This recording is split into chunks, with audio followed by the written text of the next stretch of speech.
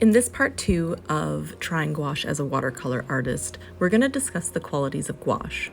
Like watercolor, it's a water-based medium, and one thing I appreciate about this is that it is super easy to clean. It's also really easy to reactivate. I like using a spray bottle to keep everything nice and juicy. And when it has dried, I noticed that this makes the paint behave a little bit more like watercolor in the sense that it is thinner and more transparent. So if you're working on a painting, you can leave the paint out and it won't harm it. You can just reactivate it just like watercolor. So what is the difference between gouache and watercolor? So it all comes down to particle size. Essentially, watercolor and gouache are the same thing, but how their pigments are manufactured is different.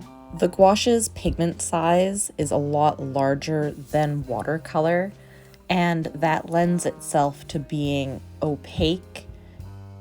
Not only are the pigments larger in gouache, but there's actually more pigment suspended in the binder.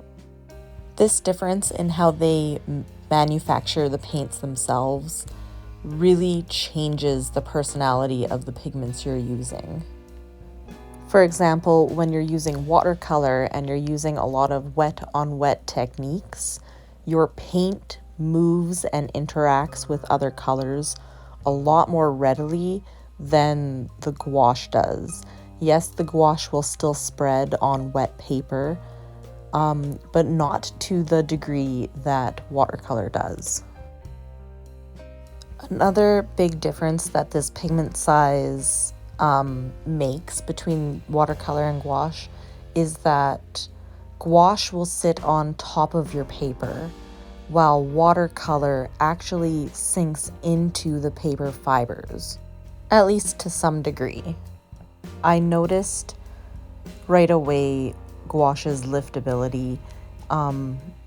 It's really great to work with. It's like you can erase stuff that you have done, and because it's opaque, of course, that mistake is erased. You can either go over top of it or get some water and reactivate an area and completely take it out.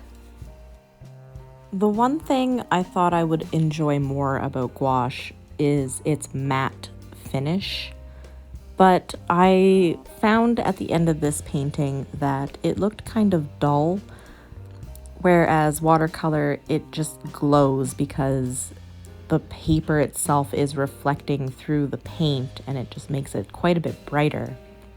So that's something I need to think about when I'm working with this. I think one solution to this would be to do an underpainting in a vibrant color, kind of like how acrylic and oil painters do, just to have something shine through. Anyways, this is the final painting. I hope you enjoyed this video. If you have any questions, leave them in the comments below, and I'll see you next time.